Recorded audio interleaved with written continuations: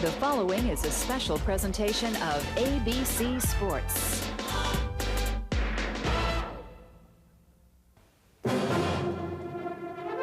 A symphony in full song is many things. Racing 2 is a symphony, one of color, speed, and daring. Like great music, it stirs the soul. It's led by the great masters. And as with any performance, it is carefully planned and executed, an intricate combination of skills. The great artists each add their special moment to the play. The greatest appear casual even at the most difficult parts. The maestro controls the elements of the score, just as the drivers conduct the combined play of many.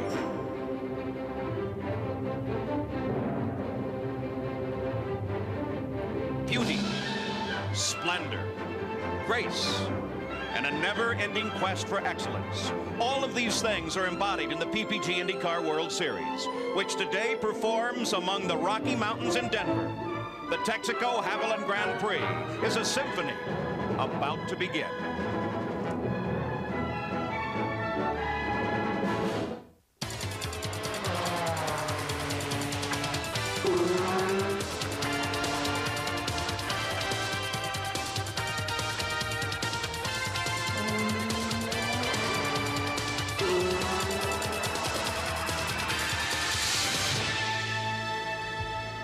With the Rocky Mountains as a backdrop, the IndyCars are ready to race in downtown Denver, Colorado, in a circuit that passes right in front of the State House. Hello and welcome to the Mile High City. I'm Paul Page. Last time we saw the IndyCars was on the Superspeedway at Michigan International. Now this is a tight, temporary circuit right in the center of the city. And as we come here, we have a most interesting points fight. Now remember, there are 21 points available in this race, 20 to the winner and 1 for leading the most laps. As we take a look at the points, we see that Bobby Rahal is way out in front. In fact, even if he doesn't finish in the numbers today, he can't be headed in the points fight. But Michael Andretti is most definitely on a charge. And Sam Posey, he is without question the focus of this event. Yes, he is. On Friday, it was announced that he had signed for another year in the IndyCar competitions, thus ending the possibility that he might make the jump to Formula One. Now, when this happened with Al Unser Jr. last year, when he made a similar decision, Al then went on to win 4 consecutive races and wrap up the championship. Will this happen with Michael this year? It's hard to say, but yesterday he put together one of the best qualifying laps he has ever had in his career and took a point away from his arch rival Bobby Rahal. Well, the circuit here is 16 turns, 1.9 miles. Bobby Unser, as I mentioned, the city's a mile high. Well, Denver is over 5,000 feet high in altitude, Paul, higher than any race that we run. The density altitude, which is the combination of high temperature plus the altitude, is approximately 8,000 feet today. Now, this means cooling problems with the water, the oil, and especially the brakes. The mechanics have had to increase the cooling capabilities approximately 15%.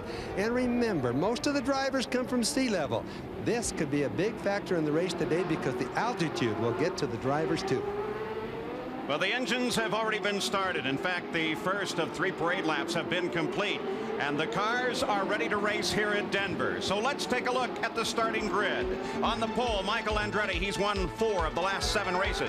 And Bobby Rahal, the current points leader. The second row, Al Unser Jr., the winner of this race last year. And Emerson Fittipaldi, who won on the streets of Detroit in June. The third row, Mario Andretti, who just signed a new 2-year contract with Newman Haas. And Eddie Cheever, his best starting spot since the season opener. The fourth row, Arie Luyendyk, who won at Phoenix in April, and Rick Mears. He swept both 500-milers this year. The fifth row, Scott Pruitt, his 8th top 10 start this season, and Danny Sullivan, who ran second here a year ago. In the 6th row, Scott Goodyear, the talented young Canadian, and John Andretti, the winner of the first race in Australia in March. The 7th row, Willie T. Ribbs is back, his best starting position this year, and Roberto Guerrero as well, driving for drag racer Kenny Bernstein. In the 8th row, it's Scott Brayton. He has 4 straight top 10 finishes, and Buddy Lazier from nearby by Vail, Colorado. The 9th row, Didier Tays making his 6th start this year, and Jeff Andretti, the leading candidate for Rookie of the Year honors. In the 10th row, Ted Prappis, a freshman out of Los Angeles, and Tony Bettenhausen, who ran a strong 5th 3 weeks ago at Michigan.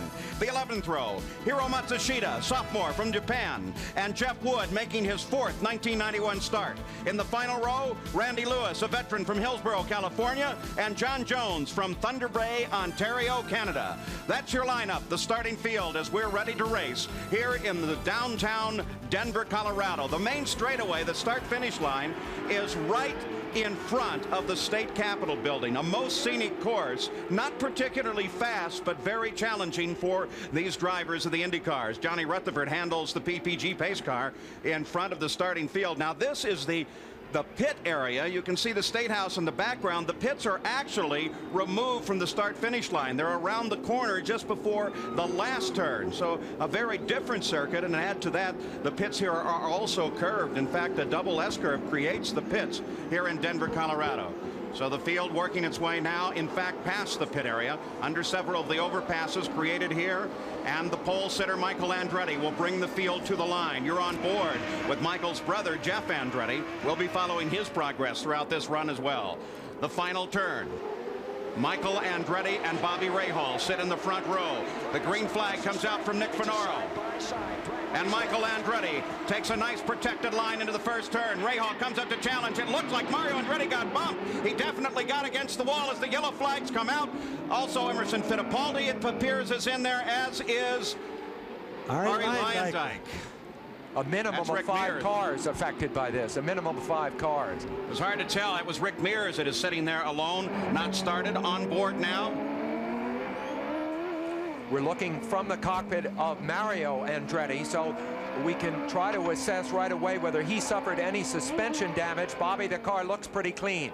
Yes, it does, Sam, but you know, it's the biggest strung out field, or the longest I've seen it feel strung out at the start that I've ever seen. So the guys weren't ready. Now, he's definitely got something. His right front tires, his bench and his bench, you can see the wheel go down there, locked up. He just couldn't turn. Notice, of course, that was the replay, the flat spot on the right front tire of Mario Andretti. Well, Mario definitely saw something. Let's focus on his cards. Third back in that line on the left row. Mario Andretti was looking at something. Apparently, he saw the move by Cheever. Yes, Cheever came over to the right, and Mario yanked the car away, locked the brakes immediately because it put him on course with the wall. If he'd only had a foot or two more, he would have been fine. Cheever, Fittipaldi all got through, and then Rick Mears stacked into the back of Luyendyk. The rest of the field got through, but as Bobby Unser has pointed out, there is really a question about whether or not Mario can continue. Bobby Unser, let's watch again in slow motion. Here's regular speed. There's Mario. Now you can see Paul just locked the brakes really hard and fast. You can see the flat spot on the right front tire. He bumped the wall, but ironically, he didn't hit it very hard. Not as hard from the slow speed as it looked like in the beginning. I didn't see anything obviously bent there. We'll certainly check on Mario Andretti. Arie Luyendyk is getting a little help from the kart safety team, and the race is under a full course yellow brought out right in the very first corner. The Texaco Havoline Grand Prix is underway slowly. Under full course yellow, the field continues to circle around as a result of Mario Andretti's accident on the very first lap. Let's go down to the pits, get an update from Gary Gerald. Paul, a couple of things we need to address early. This race is 10 laps shorter than it was a year ago in the inaugural version. CART has dictated that this must be a 2 pit stop race, even though at the shorter distance the teams could conceivably make this in 1 stop. A mandatory second stop must be made. You must change at least 1 tire or hook up your fueling equipment. Now, with that little incident on the first lap, Rick Mears has already been in the pits. Eddie Cheever has been in the pits. There was no damage that we could see. They got back out, but they've taken care of 1 of 2 mandatory pit stops. While it wasn't a popular ruling with all the teams, we think that most of the teams will take advantage of that second stop to get fresh tires, because tire wear is a consideration. And for more on that, let's go further up pit road to our colleague Jack Arute. Well, Gary, you can take strategies and you can throw them out the window today. Most of the drivers and crew chiefs say it's a seat of a pants race.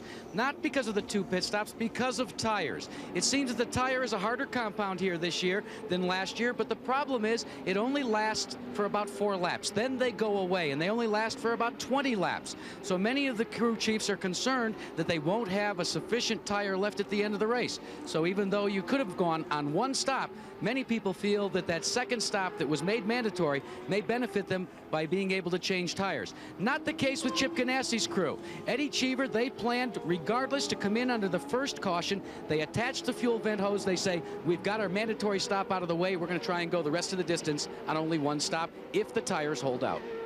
And once again, the definition of the pit stop is to attach the fuel hose or to change a tire. Indication is Mario Andretti, you're on board with him now, has some loose bodywork and a little damage to the left front. Right front suspension, Bobby Unser looks pretty good. It certainly does, Paul. I don't think he's got any problems. Like I said, he didn't hit as hard as it first looked like he did. Here's a guy that's down a lap. Ari Lyondike, he sat there with a dead engine, couldn't get restarted. Once he's got a long way to catch up. Once he did, he slid into 24th or last place. Mario Andretti will restart in 23rd position. No cars out of the race as a result of that. Rick Mears, as noted, made a quick pass through the pits. They took a look at the nose, made what changes they could. Carl Haas certainly wondering about the condition of Mario's car, and his hopes for the moment are pinned on Michael's car. Now, this is Michael's. The difference for these onboard cameras is you will notice Michael has a great deal of white on the cowling around the cockpit. Mario's will have some black paint in the area up there around the cockpit. So we'll try and help you along, but we need the help as well. Mario, of course, announced that he would drive for the Newman Haas team for another 2 years, so his career very much invigorated by that recent decision at the same time that Michael said he would sign for next year. Mario obviously hit from behind to trigger that incident, and you see him now. The pace car has already pulled off into the pit area as the field circles in front of the pits, and one more turn, a right-hander, and they should see a green flag once again, assuming they're lined up and the starter accepts the positioning, and we should be back racing. We are, in fact. So the Texaco Havoline Grand Prix of Denver is back underway. No cars out of the races as a result of that first contact, but what it has done is strung the field out just a little bit. Eddie Cheever pulls up there to try and make a little move on John Andretti, and the rest of the field, for the most part, comes through single file. Michael was very concerned with riding with him here when I talked to him day before yesterday about Ray Hall's ability to keep these tires alive. Jack Root mentioned the tire wear issue. Ray Hall has a very good setup in his car that does not overheat the tires as much as in Michael's car. So Michael may try to pour it on here in the early stages to get what of a lead he possibly can over his rival. Now the temperature is hot here in Denver. Temperatures into the 90s, though a clear sky overhead. Bobby Unser, they're actually facing several problems. You already mentioned the altitude problem and the fact that there isn't a lot of air getting into the brakes and the coolers. But we also have the problem of high temperatures and surface differences, asphalt, concrete, and that's what's going to wear the tires. Look at Fittipaldi as he locks that right front coming into that corner. What you find mostly, Paul, is that the sun is shining. If we had clouds overhead, everything would stay fine. The 90-degree temperature would be no factor at all. It's the clouds overhead. Makes that pavement just really hot and slippery, because it's the radiant heat that does it. You watch Ambo sliding his tires going in. He just doesn't have his brake balance set just right now, but partially because the sun's shining on the track. Michael Andretti leads, Bobby Ray Hall, then Al Unser Jr. Emerson Fittipaldi is fourth. Mario Andretti is being shown high up in the lineup on the computer, but we doubt that situation. We'll check it for you. And Al Unser Jr. moves inside of Bobby Ray Hall. And Al Unser Jr. now has second place. So the Gallus team already moving very quickly here, and Al Unser Jr. recognizing that if he is to have any place at all in winning this race a second time, he needs to move early. Al Unser Jr. did not do very well on Friday in qualifying. He did a bit better yesterday, and he has shown now that all that time through qualifying, he was pursuing a race day setup, not worried about qualifying time so much. He obviously has that same kind of terrific race day setup he had here last year and earlier this year at Long Beach, 2 races which he won decisively. I imagine as as Michael Andretti sees him in his mirrors, he may be very afraid of what he sees. Confirmation accurate. Mario Andretti runs in 5th place. 6th is Scott Pruitt. Scott Goodyear is up in 7th place. John Andretti is 8th, and Eddie Cheever is 9th, followed by Danny Sullivan. Michael Andretti, without question, as Sam Posey suggested right at the start, is the man to catch here today. He has finished second to Ray Hall in championships in the past. He does not want to have that happen again. So now 4 laps are complete here in Denver, and Michael Andretti has led through the first caution. We're back to racing. Back in Denver, Colorado, Arie Luyendyk tries to cut his way up through the field after falling all the way to the back. That's Hiro Matsushita just in front of him, and he recognizes the presence of Luyendyk. A much faster car as Luyendyk ducks to the inside. Back at the front of the field, Al Unser Jr. chases Michael Andretti. They come down into the what should be up. Michael is trying to hold off Al Unser Jr., but little Al is pushing as hard as he can. They come beside the pits now, making a quick curve through there, and little Al is right on top of Michael Andretti. Into the final turn now. Nice long straightaway just ahead. Michael Andretti has led from the green flag through the first caution, but Al Unser Jr. was able to move up as soon as the green flag came out the second time. Now he's right at the back of Michael's car. Al Unser comes to the inside. Michael tries to protect the line. Now, boy, he waits to break until the last second and then turns in, and Al Unser Jr. takes the lead. It was close to a wreck, Paul, because you could watch Michael getting ready to just get over and block him a bit. Almost a touching there. Let's go down to the pits, Jack Arute. Paul, the biggest concern that Rick Ellis had before the start of this race was that his driver would go to the front too soon. He said, I need to keep a bridle on both my drivers because we don't want to wear the car out. But then I asked him, how do you do that? He says, with little Al, you just have to wait. He dictates the pace of the race. Obviously, there's not a bridle in his mouth this afternoon. Al Unser Jr. going just as fast and hard as he can.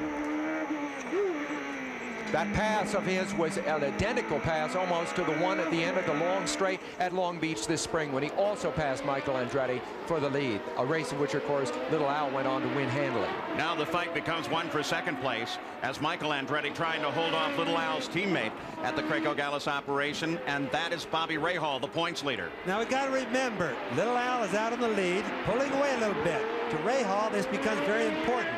The tires are going to get worse. They're not going to get better. Passing becomes harder the worse that the tires get as compared to sticking on the racetrack. So Rahal has to push very hard to Michael now. If they don't have a yellow flag, he could be in trouble if he gets held up. And at the same time, Emerson Fittipaldi is set up to try and attack Rahal any time now. Well, consider the championship position, too. Rahal, of course, leads the championship by the big margin that you described at the beginning of the show, Paul. But he can afford to finish second or third today. So he may be just a little bit cautious. Michael Andretti basically is in a must-win position, as is Al Unser Jr. So we're going to see all day long not only a race waged in front of us, but a championship battle with all of the strategic implications that go with that. As a matter of fact, Rahal could win the championship quite simply by keeping Michael Andretti in sight in front of him through the rest of the season. But of course, that's not really the way Rahal would ever play. Rahal loves this situation, but they're both attackers. You know, Rahal, a great student, of course, of military history. We're talking about it with Bob Sterling, our great advisor, this morning, and he said, you know, when you think about it, these are like General Grant and General Lee. They're both attacking men, and they're not going to give it up just because they're not going for the lead. They're thinking the championship, too. At the same time, Michael Andretti may be driving with greater style than he ever has in his career. He has really been outstanding. I spoke to him the other night at a ball they held here to the benefit of the Heart Association. I told him I was sorry because he was going to miss a ride in Formula One this next year. And he said, don't feel sorry for me. I love what I'm doing. And look how well he's doing it now, though Al Unser Jr. runs in front. Well, of course, the negotiations for the Formula One ride, among other things, allowed him to have some leverage over this team. Probably signed a very large dollar deal, which he is not adverse to doing, but also to demonstrate that he is a key element in this team, a man, the kind of really driving genius around which a whole team gels. So Michael Andretti leads at the battle of second place between, or Al Unser Jr. leads at the battle is between Michael Andretti and Bobby Rahal, with Emerson Fittipaldi closing in, as well as Mario Andretti. We've mentioned how the altitude here in Denver forces these teams to make changes for this race. Danny Sullivan tells us about the altitude's effort in our tips from the cockpit. Well, of course, the biggest thing here is we're at 5,300 feet. That's higher than we race anywhere else. One of the major problems is the heat with the car. They overheat because water has a lower boiling point at altitude than it does at sea level, now by about 30 degrees. Compounded with the fact that we're on a short, tight track, so we're never getting up higher. I think the fastest we go is 150 miles an hour, which sounds a lot to people out there if you're driving down the freeway, but 150 miles an hour to us on a circuit is not very fast. Plus the fact that we only get that one place, so we're not shoving much air through the radiators for a very long period of time to cool everything down. So on the cars, you'll see a lot of areas where behind the radiators where it's cut out bigger to get more flow through the radiators to cool the cars down. You'll also see bigger brake ducts on the front and the rear because the braking here is so hard and it tends to boil the brakes a little bit easier up here. And there are so many short straightaways, short stops, quick on the brake. I think we're only averaging under 80 miles an hour as our lap average. That's very, very difficult on the brake. So cooling is probably the major consideration here in Denver. Well, Danny Sullivan just pitted, and in doing so, he fell from 11th to 21st position. Eddie Cheever, as he challenges John Andretti. This is a fight for 7th place. Willie Ribbs should be coming off that corner just behind this battle as well. So fights up and down the field in 2nd place and also back here at 7th on the streets of Denver, Colorado. John Andretti, remember, won the very first race of the season in his first drive for the Hall VDS team. So he's a proud driver who is looking for his 2nd run. On the other hand, Eddie Cheever in that black and red Target car, well, he hasn't yet scored his first victory in the IndyCars and is in fact anxious to do so. Paul, let's just remind people of one thing. The CART has mandated 2 pit stops for this race, whereas some of these cars could have done a little bit different game plan and done it with 1.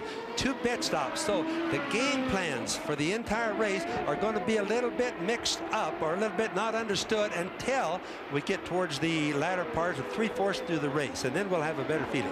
In fact, there was some indication that there was dissatisfaction. Scott Goodyear comes into the pits, and in doing so, they take the cowling off the car. So this is a lengthy and a most serious pit stop for Scott Goodyear. Some of the teams were very unhappy with what they felt was artificial meddling with the rules, enforcing 2 pit stops when in fact many of the teams felt that the cars could complete this race on 1. The battle continues for 2nd place between Michael Andretti and Bobby Rahal. There comes Fittipaldi through, who seems most pleased to just wait station.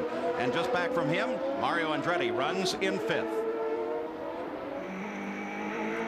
Michael Andretti continues to run in 2nd place. And at the front of the field, it is Al Unser Jr. Now, we are thus far 11 laps deep, 13 laps deep in this race. And here is a great fight for 7th place between Cheever and John Andretti. Mario Andretti tapped the wall on the very first corner of the first lap. And in doing so, they brought out a full course yellow. When they came back to the action, Michael Andretti led. And then Al Unser Jr. was able to get past Michael, and Michael fell back to 2nd place, now being chased by Rahal. This is John Andretti being chased by Eddie Cheever. Nice little fight here. Cheever made one of the first of 2 stops that he's going to make. Now he's going to try and run inside John Andretti. John pulls wide to get together, and they touch. They touch. John Andretti is sent spinning, and Eddie Cheever moves on. It's inconceivable to me, Paul, that John Andretti did not see Eddie Cheever starting by him on the inside. Now, Sam, I think what you're going to find, or what we saw there, is the fact that Cheever was up alongside. He really had the racing line. Yeah, and John Andretti has some serious damage. The nose is off the front of that car, and the question is whether or not the brake lines are damaged. Let's go to Jack Arute. Well, Paul, let's update you on several other drivers that have had problems befall them. Scott Goodyear, with a severe water leak, has dropped out of the race. They're continuing to try and bring the car back. Danny Sullivan. Now, we talked to Pat Patrick and his team, and they said that they have got a severe handling problem, and they are not sure where to even begin to attack it. They don't think it's tires. They think they've gone totally the wrong way in chassis. Gary? Jack, we've got problems for another of the front runners, Emerson Fittipaldi, reporting problems with his braking. That was a concern for everybody. They think it's the rear brakes, but Roger Penske, Chuck Sprague, and the team here indicate they're going to try to leave him out to handle the course as best he can, as long as he can. But braking problems for Fittipaldi. Paul? Well, Bobby Unser, some of the things that you most definitely predicted there. Brakes again because the air is not dense, even though you see, if you look at the back of Emerson Fittipaldi's car, inside the rear wheels as well as the front, some very large scoops that direct air down onto the brake discs and pads. It's still really not enough at this altitude. No, and the rear brakes get the hottest, Paul. And what happens is that the brake fluid boils, and it only boils in half of the system. There's 2 master cylinders, one for the front, one for the back. The back ones are probably boiling the fluid, not having the brakes, and that's the reason you watch him locking up the front when he does. The battle continues at second place as Bobby Rahal tries everything he can to worry Michael Andretti. One car stopped on the course. That's Didier Taze, the leader card entry. Taze has been running most of the road courses in this machine this year. And he's over off the racing line. Shouldn't be a danger there. No indication why that car may have stopped on the course. Most accomplished driver. Here is John Andretti back in the pits, and you see they have already fixed a new nose on the car. Here's Jack. Well, Paul, what they had to do is completely replace the front end. The nose section was sheared off right by the brake cylinder, by the brake reservoirs. But with the new design of these cars, you actually can replace the wing and the nose cone in one full piece. They completed that entire operation in a little less than 2.5 minutes. Well, John Andretti back in the fight, and look at this. John Andretti comes right out with his combatant of earlier, Eddie Cheever, and Cheever is closing in on Scott Pruitt in what now is a battle for 6th place. Now, John Andretti most certainly is not part of the fight because he's fallen way back through the field and is in fact running 23rd right now, but he is still with this battle with a nice fresh nose on the car. Remember that Cheever's experience in Formula One running courses like Monaco stands him in very good stead on these tight courses. He finished 3rd earlier this year at Long Beach. He is obviously having another strong day. They did some testing here at altitude during this week, or earlier this week, at a small track near Denver. It's obviously paying off. Okay, also keep in mind, though, Eddie Cheever, the man right there we see on the picture, was the guy that pushed Mario Andretti into the wall at the start, the first turn. So Eddie was a little bit hot on that first turn there, say. He's aggressive. He wants to make it all happen very fast. He's a guy who's basically underachieved so far this year. They've gotten some testing under their belt. They want to make it pay off for them right now. Cheever smoothly around Pruitt. Now John Andretti wants to try Scott Pruitt. Remember, in Cheever's car, Chevrolet power, but Judd power in Scott Pruitt's machine, in a car designed here. Boy, look at that as Michael Andretti is battling once again with Rahal. We'll get back to the Eddie Cheever situation. Michael Andretti and Rahal are at it once again. This is incredibly volatile because, of course, these are the 2 major combatants in the championship.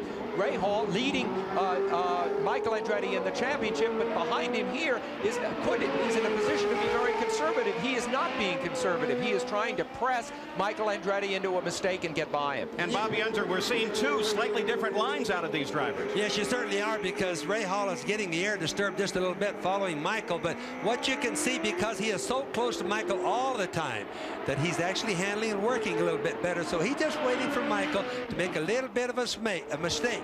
He's not able to outbrake him so far, though. Al Unser Jr. is the leader. This is the battle for second. Al Unser Jr., the defending champion here. Yeah, and of course it's an ideal situation for the Craco Gallus team because they've got their man Al Unser way out front, which means that Michael Andretti cannot pick up that bonus point for leading the most laps, which he has picked up 5 separate times during the season so far this year. Local driver Buddy Lazier now up to 10th place. He's never had a top 10 finish in his career. He's got a lot of fans in the stands here from Vail, Colorado, his hometown, rooting for him. Well, he's come a long ways in motor racing, and he really deserves a lot for being up in a 10th place with a field like this, Paul. Bobby Rahal knows, of course, that should a passing maneuver take both these cars out, and here Rahal's going to try the maneuver, and come Michael right over to try and get in front of him. He does so. He blocks Rahal out of the corner and maintains second. Now, a deal like that, you can just flat see. Bobby Rahal is using good common sense. He was afraid he'd get an accident. The points right there are worth more than the pass was. Now, that is the act of a very smart race driver. Very disciplined driver. That's Sandy Andretti, Michael's wife. And you saw that the safety vehicles on the course and waving yellows in that one section, as well as the white flag there, which tells the drivers that there is a safety vehicle ahead. They're trying to get Didier Taze off the course. Of course, if Rahal and Andretti were both eliminated in the same crash, that would actually help Rahal vis-a-vis the championship in terms of his battle with Michael Andretti. But if Al Unser Jr. goes on to win the race, he's currently 4th in the championship, he would vault up and become a contender. So caution is still a factor here. The battle for second place now moves around Jeff Wood as Rahal continues to stalk Michael Andretti. And this will become a most fascinating battle now because they are beginning to overhaul the back of the field, and in doing so on a circuit as tight as this is and surprisingly slow as this is, if you want to regard 70 to 125 miles an hour as slow, well, the timing to the corner with other cars who are running slower than you there, that can be critical. Debbie Rahal watches her husband. You know, Paul, another thing we got to watch, we'll watch Rahal chasing Michael there. It's difficult to follow a car around a course like this. You can't judge because of the cement wall so much of what the other guy is doing, plus all the heat in the exhaust and everything. Here's Rahal going to make a shot again. And again. Oh, the two of them get together. Both the combatants in the fight. Michael Andretti frustrated with that when the engine appears dead. Jeff Wood pulls to a stop just behind him. The corner workers trying desperately to slow any oncoming traffic down. Fittipaldi involved too. Fittipaldi right there, but he got going again. Yep. There goes Dad. Mario Andretti through, and Michael is looking for an opportunity to roll out. Emmo got blocked. This is the one thing that should not have happened. Rahal really had to pass on Michael right there. Michael just pinched him into the wall too tight. Now, you know, you don't, well, Rahal just why it's going. Rahal got going. Michael's trying to get going. Apparently having trouble getting it. Now it's under power, and Michael is rolling again, but Rahal definitely got the advantage out of that one. A decisive moment in the championship, because certainly to turn the tide, Michael Andretti had to win this race. He's not now in a position to do so. Bobby Unser, here it is again. Now here Rahal is trying to outbrake him, coming in the turn. He has plenty of room. Now Michael can see way over there. Rahal is more than up alongside of him, more than even. Michael just came right on down. There was no place for Bobby Rahal to go. They're going to be lucky if it doesn't knock both of them out of the race. Emmo Fittipaldi right behind the number 5 car gets blocked. The total road is blocked right there. But you know, that's the same place where John Andretti misjudged Cheever's presence there. Here's the leader, Al Unser Jr. Of course, his job made a lot easier by what has just happened behind him on the road. But that's where John Andretti had trouble too, and it makes me think two drivers of that caliber are not lulled into an easy error like that. It must be very difficult in that turn to see the man inside of you for some reason. Now let's take a look at just exactly what he sees and doesn't see. Michael's on board camera as he comes into the corner. At this moment, Rahal is maneuvering to the inside. And they get together. And in fact, as you hear the revs come up, that tells you that Michael's rear end got off the ground and the rears spun up and the engine got up to some high revs. Well, he was also shifting. He obviously didn't know that Bobby was going to hit. He was shifting and revving the engine up to get going again, Paul. This is Jeff Andretti. That's Michael's brother, of course. And the 31 car of Ted Prappis is stopped as well. So a good number of changes occurring here. Rahal was able to come out just behind Scott Pruitt, which put him into 6th place. And Michael Andretti is now behind Willie Ribbs in 8th place. So a change in the order, as Sam pointed out, potentially a change in the championship. And look at Michael, he's flat at the left rear tire. He's going to have to limp around to the pits, and that can cause damage. Well, not only can cause damage, you can beat everything up in the car, Paul, but it's going to cost him precious time because he has to get in with that tire. Now, it's going to give, if Bobby Rahal is not bent. Remember we said they're going to be lucky if there isn't something wrong. He's also dragging the bottom of this race car. It's going to really tear the race car up for Michael to get in, but this is what you call desperation time. He has to get back in the race, otherwise no points. Now as Michael goes through corners, the right front comes off the ground. He can barely steer the car, and he's just trying to limp his way around, find his way into the pits. And look, you'll see that what happens when he makes a turn in there, he gets on the brakes, and the wheel with no weight on it in front will lock completely up. He's only halfway around the lap too. He's still got a ways to go. He's got to get down by the convention center, which you see in front of you there, make a couple of more rights before he can double back to the pits. Every foot is damaging that car. As I suggested, when you go into a right-hand corner in the weight transfer, well, with the back end, the whole chassis is off at tilt, so when he hits the brakes, that one's going to lock on him. That's because the suspensions are so incredibly stiff on these cars. This would not happen with a regular passenger car. The tub is really so stiff that the suspension is just falling down on the left rear, and we see the right front lock up on the car. The main thing, though, is what we don't see is it's wearing something out on the bottom. We can't see that. The pit crews will have to look at that when he comes in. Bobby, what about in terms of a tactical mistake as now he makes it onto the pits? Here he's involved in a contact accident, and he doesn't, well, Rahal didn't either, come into the pits to give him a chance to check it. Is it just that the fight was so solid? Yes, it was. They were both just hoping that as long as the engine runs, you can shift it. You look in your mirrors, you've got 2 tires on the rear and 2 tires on the front. That's all you really worry about. All right, let's go to Gary. Now, Paul, we get our first look as we lean out over the wall with a very anxious crew. The man who has led 39% of all the laps this year in the IndyCar season, shaking his head in disgust. All he can do is wait. They've got him down off the jacks. They changed tires, and he is gone. He'll try it. They had suspension parts and everything ready. They didn't have to change them this time. Just a tick under 14 seconds, and Michael Andretti is out of the pits. But let's remember just how much time he lost trying to get that wounded machine back into the pits. It certainly has taken him out of the top of the order, if not out of the championship fight. Al Unser Jr. continues to lead. Back in Denver, Colorado at the Texaco Havoline Grand Prix, Buddy Lazier and Scott Brayton with a whale of a battle. Lazier currently occupies 9th. He's never finished in the top 10 in an IndyCar race. And of course, Sam Posey, he's got a lot of friends down from Vail that are certainly cheering him on. You bet it. While Scott Brayton, who you see here behind him, is of course a seasoned veteran, this is a really big day for Buddy Lazier, not only because it's near his hometown, but because he's running higher up in an IndyCar race than he ever has before. And he's a guy of great potential, finally being able to show it. And remember, he doesn't have near the horsepower that you see right there in the Amway car of Scott Brayton's, but Buddy is local. Don't you always see, Sam, that the local guys drive a little bit harder than the guys from out of town? Yeah, his dad, of course, a very fine driver, all the way behind his son here, and I just hope here's a guy who can get going in the big leagues of racing. And both he and his dad, competent skiers. They run a lodge up at Vail, and you couldn't ask for nicer people, which is indicative pretty much of about all the guys in racing. Scott Brayton trying to catch up. We take a look up. This is a fight for third place. Cheever moves inside of Mario, and John Andretti is set right up behind there. He's not part of the fight, but the fight continues on as Eddie Cheever tries to carve his way up through the field. And now Cheever is into third place behind Fittipaldi, and Al Unser Jr. is the leader. John Andretti still trying to work his way up through the field, but since he is in 20th place, he has a great deal of ground to make up. But he has to do that, Paul, and the reason is if he could just get enough ahead, a yellow comes out, or something happens like to Mario, hey, he could jump up 10 positions so fast it wouldn't even be funny. Take a look at Mario's car, because he does seem a little bit off the pace. Bobby, can you see anything on that car?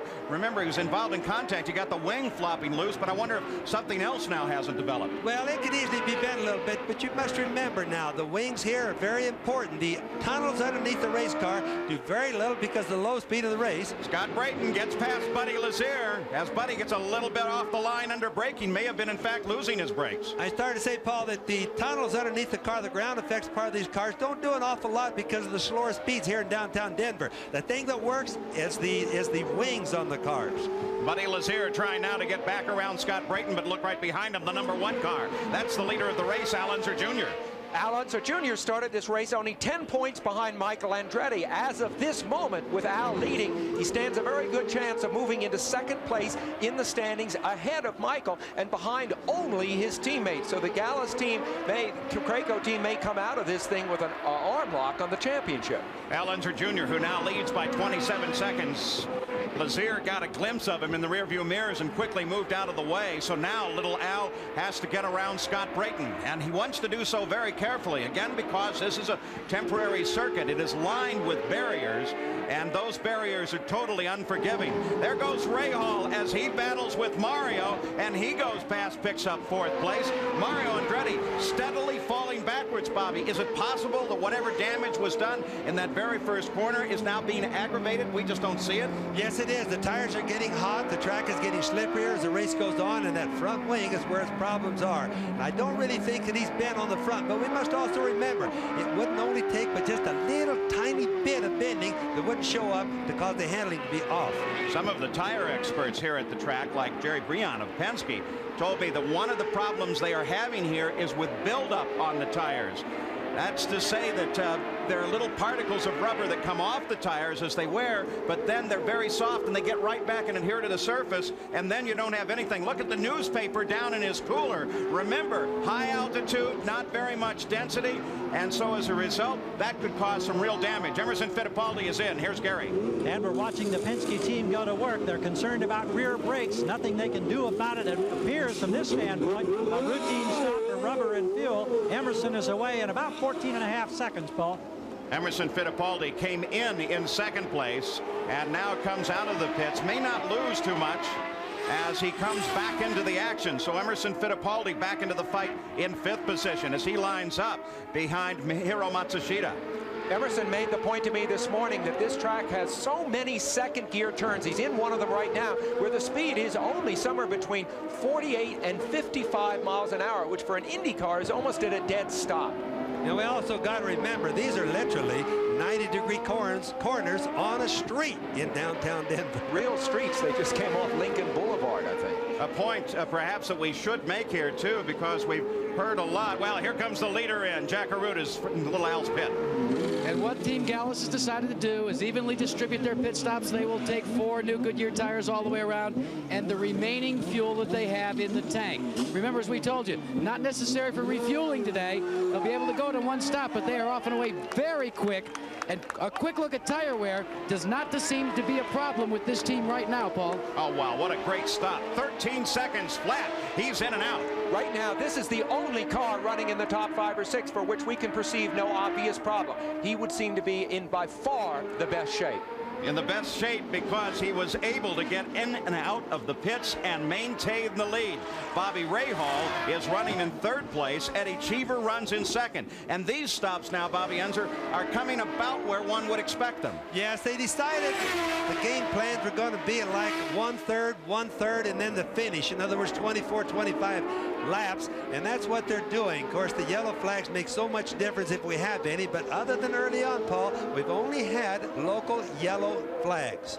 So Al Unser Jr. has completed his first stop. Remember, Eddie Cheever in 2nd place stopped very early on. Bobby Rahal has not stopped and is expected to do so shortly. So the first set of regularly scheduled stops of 2, and 2 is not guesswork here because CART, through its officials, have mandated 2 stops in this race, despite the fact that some cars feel they could have done it in 1. Yes, that's true. And I just was going to mention along those lines, as the cars are coming in now, don't need fuel. Fuel is not the problem. It's the tires.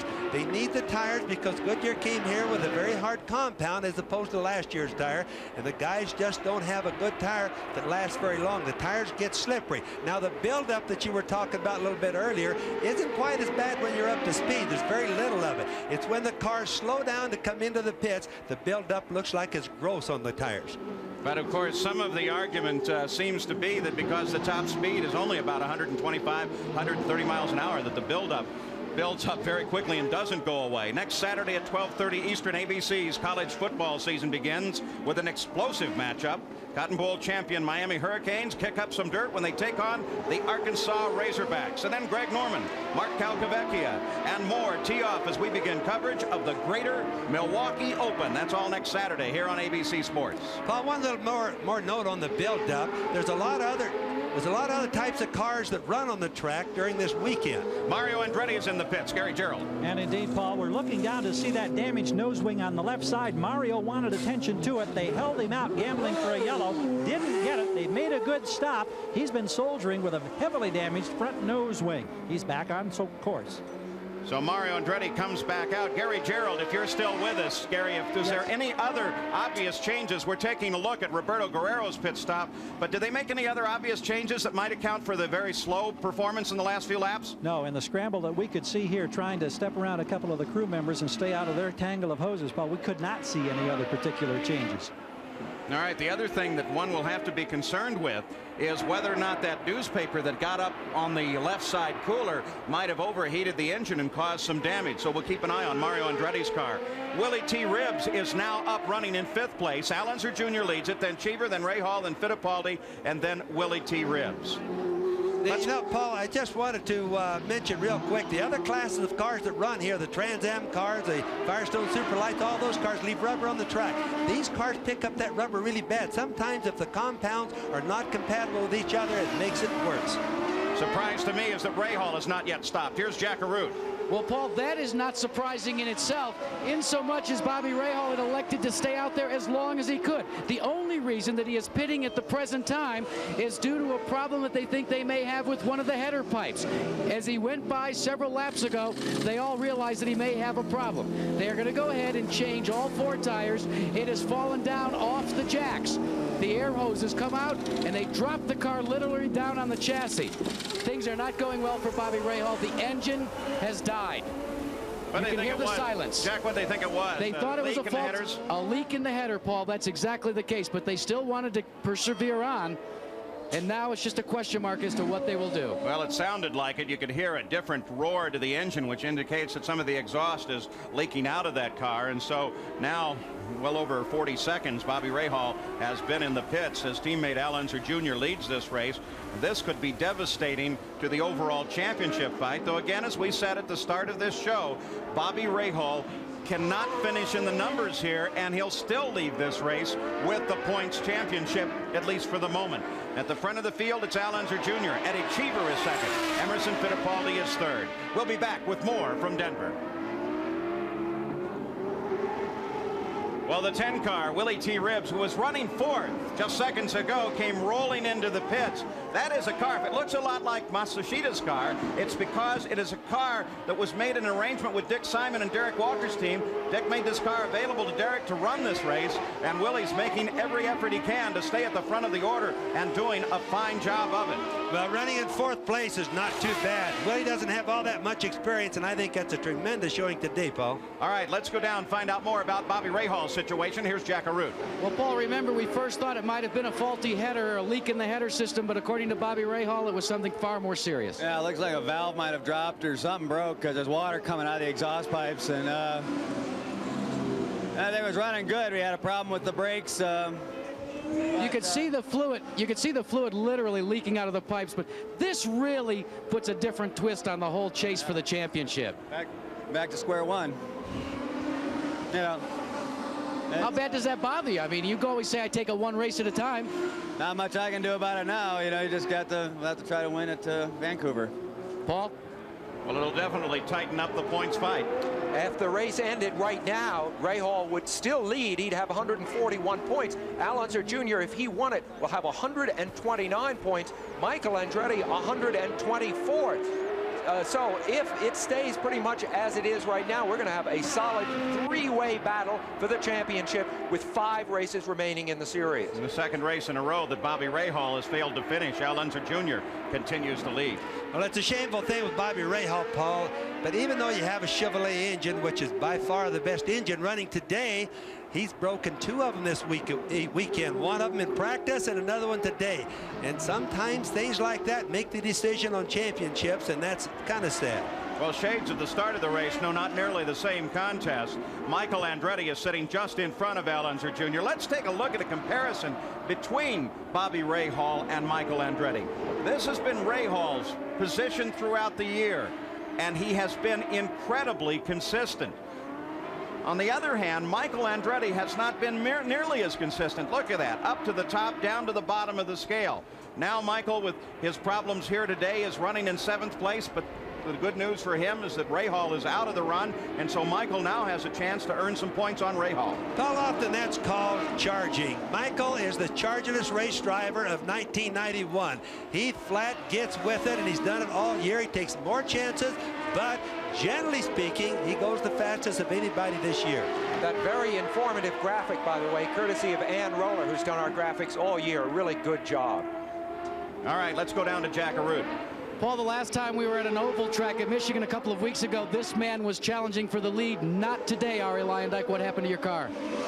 Well, I think the ignition box went out because it popped and banged a few times and it just quit. And of course, until that point, we were having a pretty rough day, having lost a lap. You know, after the first lap, I had to go and avoid those guys in turn 1, and the car stalled, and they never could push me and start it again. So.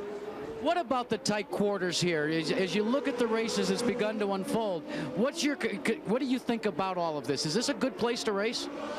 No, I don't think this is a good place to race. I think it's very tight, very narrow. Passing people is extremely difficult, even if they're a second or 2 seconds slower lap. Paul? Well, Jack Arute, what is a challenge to these race drivers is a magnificent venue for racing. Sam Posey, they're talking about, as we watch this battle between Fittipaldi and Cheever, it's a fight for second place. And for the moment, they seem to be holding steady. Oh, here comes Fittipaldi trying to get some air into his coolers. Sam, they're talking about moving this race out of the downtown next year. To me, that seems like it would be a tremendous loss to Denver. I second that. I'd hate to see it happen. A track needs an identity. You might have great racing out in a parking lot, but nobody will ever remember it. And this track, of course, has the identity of the state capitol. It runs right in front of it. You think of all the other great tracks around the world, and you always think of where they are. Monaco, Long Beach, Indianapolis. I know it's a lot of extra effort to keep the track downtown. I wish, oh, Emerson. Fittipaldi comes in. Cheever wisely turns away from him, and Cheever moves back to third as Emerson Fittipaldi comes up to second. Well, that was a good and a close pass. You know, and it's at that one place where a lot of the passing happens, but you could see that Eddie Cheever did not expect Emmo to be there. Bobby, why does most of the passing happen right there in front of the State House on the main stretch? It's because it's at the end of a long straightaway. It's really wide. Let's watch Emmo here. He's zigzagging back and forth, trying to get Cheever to move to the outside, and now he's committed himself. He's going. Now he's really committed right now. And Eddie saw that, almost lost it. You can see the rear end literally sliding. In fact, when he finally came back around to the left with the rear end, to our right, the rear end was literally sliding almost to spin out, and he had to get back on the gas a little bit. A superlative little save by Eddie Cheever, though. Nice piece of driving. He could have been in much more serious problems. Well, that was a good pass. And I just wanted to mention just real quick, here's Emmo still on the charge coming up behind his teammate Rick Mears, but Bill Daniels, who promotes this race, owns this race, is a very close friend of mine. I was talking to Bill a couple of days ago, and he said he didn't really want to leave the downtown, but the politics are a little too strong down here. The race would probably do better on out south of town here. Wider roads, everything would be better, but Paul, it'll sure lose with a lot of romantic value that I think that it's always had being downtown. You saw Fittipaldi alongside Rick there for a second. Rick Mears, after again that first lap situation, runs in 11th. The battle again here for 5th place as Willie Ribbs and Scott Pruitt. Pruitt in the 11 car lined up just behind Ribbs. Here are two drivers that raced against one another in the Trans Am for years, and here is Pruitt with his Judd Power trying to get inside of Willie T. Ribbs, and he does so. That's Judd Power against the Cosworth, but obviously that was a horsepower Ribbs thing. is coming right back. Boy, he was going to try him again. This is a good fight. Well, drive it in. Ribbs just doesn't quite have the power that Scott Pruitt does. You can watch when they come off. Pruitt will just jump ahead a little bit. Did you see right there? Pruitt is just pulling ahead. Both these men desperately need a strong finish for their season. Scott Pruitt started the year very strongly in this all built in America car, but the last 4 or 5 races have not been successful for him. There's a lot of controversy about what he might do for next year, who he will drive for. There's Scott Pruitt. You see him there in the box, and exactly what will happen may be the result of what happens just in the next 2 or 3 races. Same for Willie T. Ribbs. He started the season very promisingly, but has not had a lot of luck up to this point. He too needs a big finish. I think some of the things we hear about for next year is going to be Budweiser. Are they going to stay with Scott Pruitt and go there, or will Ray Hall leave Rick Gallis? Probably the biggest stories today. Running in 3rd place now is Eddie Cheever. Jack Root has an update. Jack Root, are you with us? Oh, hello, yeah, that finally they opened up the audio mic. Paul, remember during that aborted start when Eddie Cheever pitted, they connected the fuel hose? Well, now they are about to come in for what they say will be their final stop of this Grand Prix of Denver. The man that made the call, right here, Chip Ganassi, former driver and now the car owner for this team. They feel that they could be in good stead in terms of track positioning. Remember that most likely Al Jr. will have to make one additional stop. Not so for this team. They are about a half a lap away from pitting. Well, if that's so, then Eddie Cheever.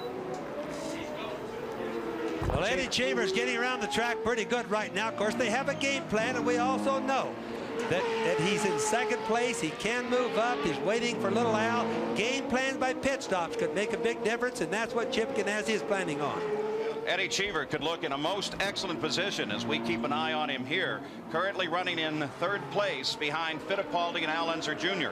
Al Unser Jr. having a very smooth day. By the way, the Ganassi team should be in great shape for next year, as Eddie Cheever is all set to go. The team is pretty much in order, and Chip seems very, very satisfied with it. Now, at the front of the field, it is Al Unser Jr. And we see from the car of Mario Andretti a view of the track and the skyline of Denver. Here is Eddie Cheever We believe he is due very soon for a pit stop. You see him, he is having an extremely strong day, not since his Formula One days, where he scored second places on a couple of the road courses, including Detroit, has he run this strong. Here he is into the pits. So Eddie Cheever is there. Here's Jack Arute.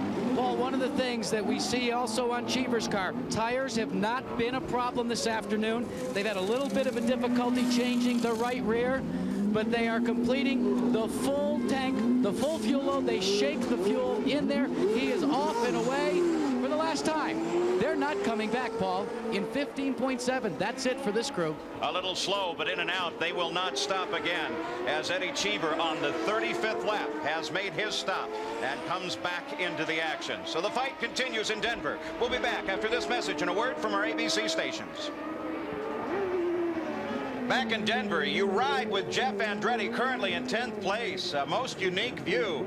The rear wheels spinning back there as Jeff powers his way around this circuit. It also gives you a good impression of the acceleration. That's Rick Mears just behind him. Now, Rick Mears runs in 11th place. He's made his second stop of the day, as has Eddie Cheever and Ted Prappis. All of the other cars have yet a stop to make before the end of this run. Let's go down to the pits and Gary Gerald. Paul, the concern over Emerson Fittipaldi early was with brakes. The brakes have cooled somewhat. The improvement apparently is there because Emerson has not been complaining about that on the radio. But the concern of the crew now is they're seeing a very steady and expected rise in temperatures relating to water. And that's what everybody had feared. And it varies in traffic, and maybe Bob or Sam can address how it changes when you get in traffic and you don't get the airflow into the radiators to try to cool down those temperatures. Bobby Unser? Well, one of the biggest problems is we don't even have a breeze today, and all the air sits down in between these two rows of cement, and each time the cars go around it gets a little bit hotter. Another thing about the Penske cars that are different from the Lola cars is they use a heat exchanger, Paul, which is a way that the oil transfers its heat to the water, and the water transfers its heat out via a radiator. So a heat exchanger as opposed to an oil cooler with the Lolas. Now, if that doesn't make enough sense, I'll be glad to explain it more. But often the heat exchangers don't run quite as cool. And here on a hot day, temperatures in the 90s in downtown Denver, it makes a world of difference. And there is Roberto Guerrero, some blue vapor at the back of the car.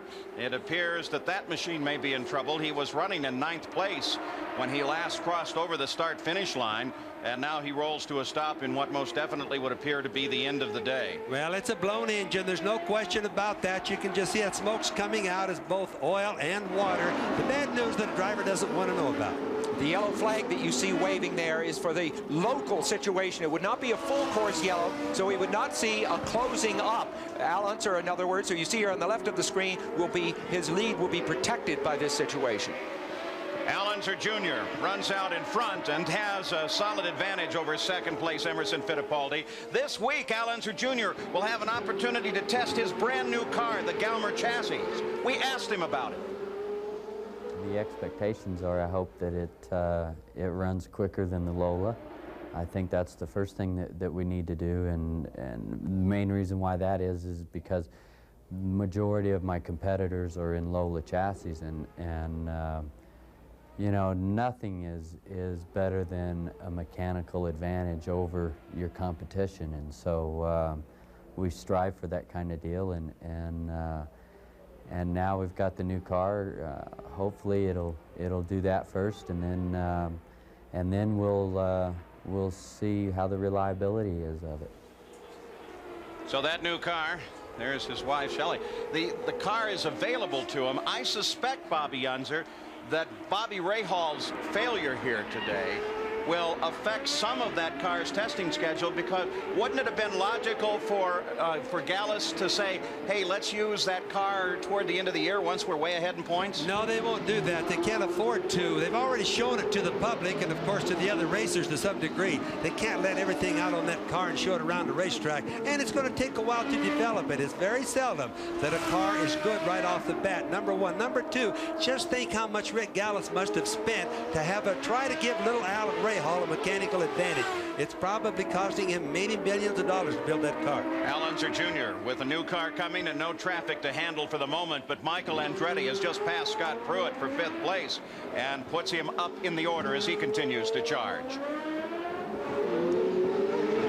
Back in Denver on a very warm day, as throughout the field there are some nice little fights. This one not for position, but Scott Pruitt just had to handle up Scott Brayton, and just behind Scott Brayton now is Buddy Lazier and then Willie T. Ribbs. Willie Ribbs is running in 7th place and trying to catch up to the 6th place Scott Pruitt, but he does have 2 cars in between himself and Pruitt as he tries to make up the position. At the front of the field is Al Unser Jr. He is being chased, though not closely, by Emerson Fittipaldi. Mario Andretti is up and running in 3rd place right now. And there you see Willie T get past quite smoothly. Michael Andretti runs in 5th place behind 4th place Eddie Cheever. Then Scott Pruitt and Willie T. Ribbs, the battle that is developing here and now. Well, it's a good battle, and you wouldn't tell any difference between that and a 1st place and a 2nd place fight, Paul. But the race is not over. Still got a long ways to go. If these guys didn't race like that, they wouldn't look so good at the end of the year. And a lot of people, car owners, sponsors, everybody are looking at these drivers right now, especially like Buddy Lazier right there. He's new. As they keep track of Al Unser Jr. and the Gallus Craco pits. The other story that we've started at the beginning of this show, and we'll keep an eye on Sam Posey, is Michael Andretti, who tangled with Bobby Ray Hall, had trouble getting restarted, had that terrible problem with his tire, but got going again. You ride with him now, and as you do so, you ride in 5th place. So Michael Andretti is trying to carve his way back up through this field and get as many points as he possibly can. If possible, perhaps he'd like to challenge Al Unser Jr. for the lead once again. We're past the halfway point. 43 laps are complete. Al Unser Jr. still leads. Danny Sullivan with something burning at the back of his car. You can see that black smoke. That indicates there's a fire there, and Sullivan ready to abandon the cockpit. He just had a stop-and-go penalty. He's trying to wave the fire crews over to give him a hand and get the fire out on that car. That's the paint burning. The paint first started burning, and now, of course, the body, the carbon fiber type material in the body is burning. It's from heat, and when you stop it that quick, I may have blown an engine or something. We don't know about that. But when you stop that quick, the fire just goes, or the heat just goes right to the paint, and it just explodes with fire. So Danny Sullivan helps the firefighters protect his own race car, and of course the faster you get that fire out, the more parts in there, and since all those parts are real expensive, you want to get it out quickly. Well, Paul, ironically, the hood could cost them easily $20,000, so every second would count on that. It would pretty soon become a deal of dollars and cents. What an ideal moment. It's a full course yellow. Al Unser Jr., you saw the hoses out ready for his pit stop. Here's a break definitely in favor of the leader. Well, as they go full course yellow now, with Danny Sullivan's problem on the course, here is the man that benefits, Al Unser Jr., as he rolls down the pit road. And Al Unser Jr. has a solid lead in this race, a full 41 seconds over Emerson Fittipaldi as he rolls in now. The rest of the cars in the field taking advantage as well. The pit stop, it appears to be routine, an extra special precautionary check to make sure there are no debris in the coolers that are so critical here. Rick Mears is in the pits as well as he makes his stop. It is 16.3 seconds in and out for little Al as he comes out alongside of Rick Mears. Danny Sullivan's car, totally disabled now, sits by the edge of the course, and that, of course, is the reason for the full course yellow. Well, we almost saw Rick leaving the pits again, Paul. Little Al was passing Emerson Fittipaldi, and you could tell Emo still doesn't have a lot of rear brakes because he locked up the brakes. The camera went away just right then. Danny's situation, as we go back just a few laps and review it, suddenly Danny came off the line and began slowing down. Sullivan, remember, with that Alfa Romeo power, and he got punched. Well, he did. He had no power. The car right behind him really didn't think that he was going to slow down like that. And, of course, in anticipation of Danny accelerating, he accelerated and punched him a little bit. Any idea who that was that came up behind him there? I couldn't see it, Paul. Very difficult to tell. Nevertheless, you've got Danny Sullivan with one very expensive car covered now in that chemical powder that helps fight the fires, and the kart safety team is there with a little extra light water on the car to make sure the fire is out. Often on road circuits, something like that'll happen, especially a really tight one like here in Denver, when you really kind of have to anticipate what the other driver's going to do so you can react to it. Otherwise, you couldn't stay very competitive with it, and that's what happened. He was coming off the turn, Danny lost his power, and kaboom, he punched him. But Danny already had problems anyway. So Mario Andretti, there he circles in third place now. The lineup under this full course yellow, and it'll take him a little bit for the field to gather up behind Johnny Rutherford's PPG pace car, is Al Unser Jr., then Emerson Fittipaldi, then Mario Andretti, and then Eddie Cheever. Then Michael Andretti runs in fifth place. Let's take another look here, see if we can figure out exactly what happened. Bobby Unser. Well, you can just watch Danny going inside of it. Looks like Rick Mears there. Rick Mears, and there comes the car behind him, of which I can't tell by the color who it is. But right there, he just barely punched Danny right in the rear end. Wasn't a hard hit, just a little bit too much. The car right behind us to the left now was still locking up his brakes an awful lot. Looked to be Michael Andretti that came up there so quickly. And the question of whether or not he actually touched Danny Sullivan, it sure looked like it from here. 46 laps are now complete of the 70 laps scheduled here in the Texaco Havoline Grand Prix of Denver, and Al Unser Jr. leads it. We'll be back after this message and a word from our ABC stations. Under a full course caution at Denver, Colorado, in the Texaco Havoline Grand Prix of Denver, the Texaco cars, in fact, Michael Andretti with just a smudge of black on the nose of his car, which could in fact indicate some contact with a car of Danny Sullivan. Now this is the onboard camera from Michael as he is chasing up, and you see he touched Danny Sullivan's left rear wheel. Yes, he did, and that mark we see on his nose is a little bit of rubber right from Danny's left rear tire, which really in all didn't hurt anything. It didn't hurt Michael, didn't do anything, and certainly Danny was already out of the picture. So you don't think any damage there? No, there's no damage there. You can just see it. One little tiny spot, got a little smoke.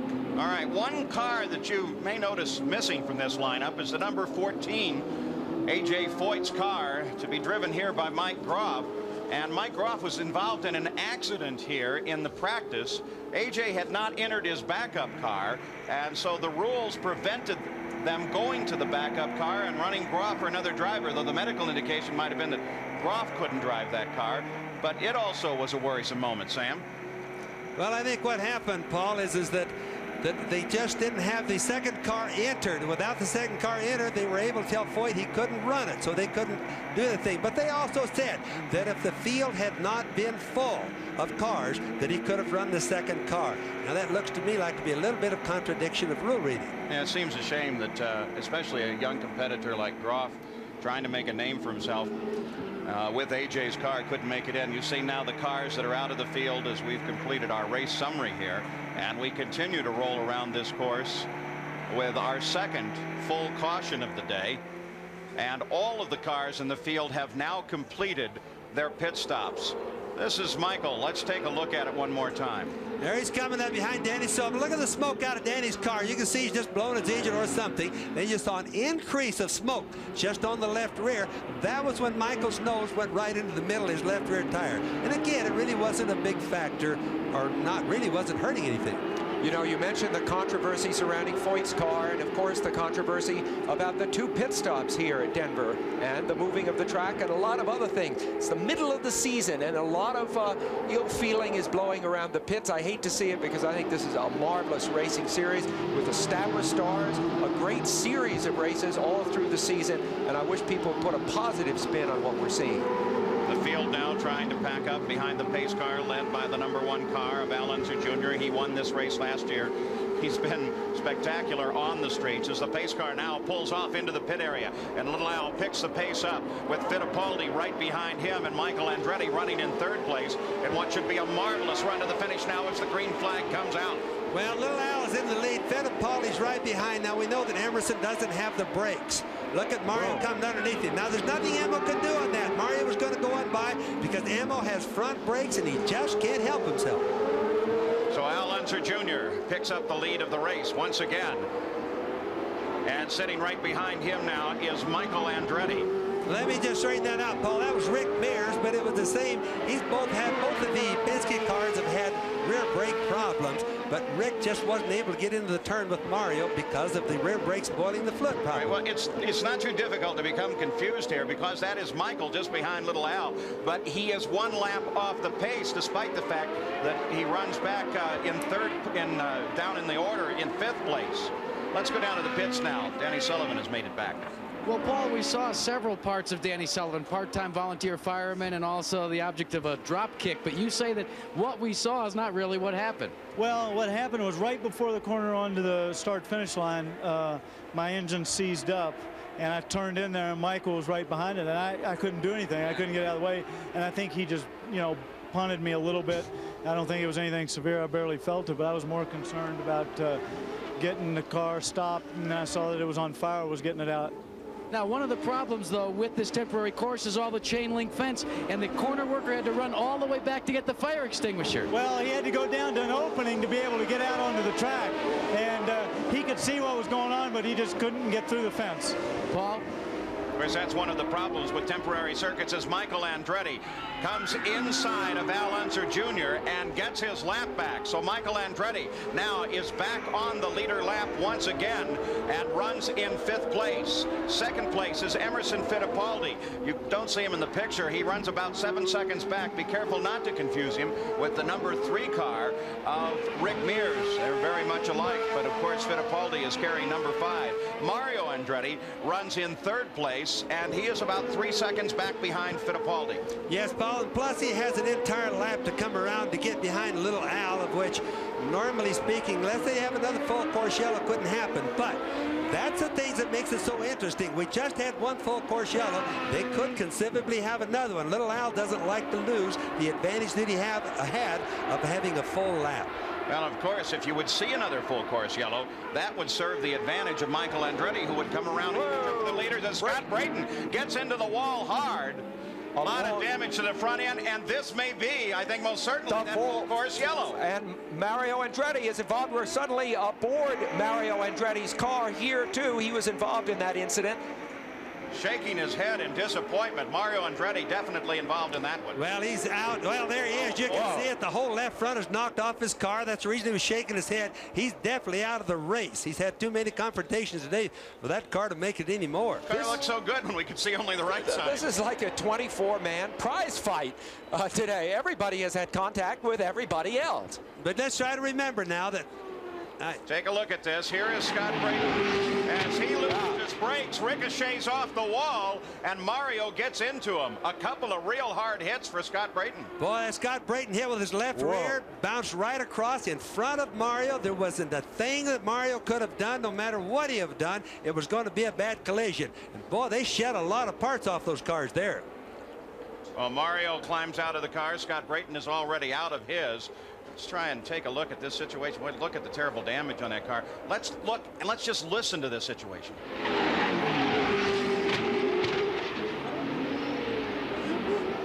Two extraordinarily hard hits as Brayton loses some braking, gets into the wall, comes off the wall, and then Mario breaks into him. His car heavily damaged. So now with a full course yellow, just as we were talking about, Michael Andretti comes up, cycles up behind the leaders, and we're going to have a race. Yeah, and if nothing else, Mario's demise gives Michael another position and 2 more points in the championship. Now, as you watch Scott Brayton going in there, we watch that wreck again. He lost his rear end going into the turn under braking, and he just never could get the car slowed down enough to get a hold of it and get the handling back again. Hitting the wall, bounced right in front of Mario. There's nothing that Mario could do. Dick Simon's team was looking for a great deal out of this car. This is the same situation from on board Mario's car. Now watch them as they head down into the corner. We'll just watch and ride with Mario. Now the camera didn't show an awful lot because obviously the hit was on the left, but it was a bad hit, and boy, you could tell by the sound. Could you ever hear that much sound, that much crash? Also, but what you could see so clearly there was that the view of Scott Brayton was blocked. In other words, Mario himself could not see Brayton going into the wall ahead. That's the sort of double jeopardy a driver gets involved And with. it's one of those situations. Mario is exiting the corner on line. He can't turn any tighter in. The car is just suddenly in front of him, and bang, Mario is right into him. Let's take a look again. We'll just ride with him.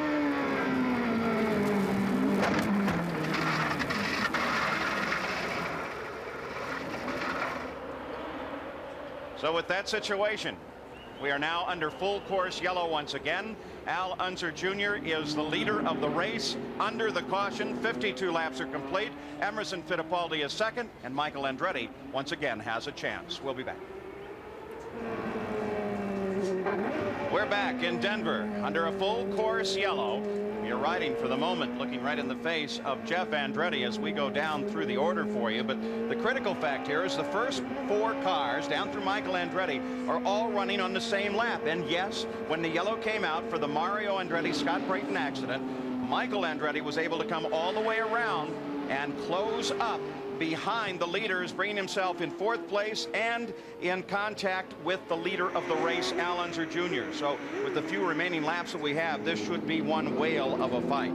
Al Unser Jr. and Rick Ellis, they share much more than just an owner-driver relationship. So now let's go back and take a much closer look at Team Gallus.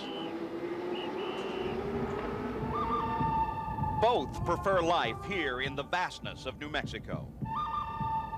It is here that a pioneer spirit prevails, a brash, tough spirit, a zeal for life and friendship. Here is Albuquerque, where the Unser's racing exploits are legend. First Bobby, then Al, and now Junior.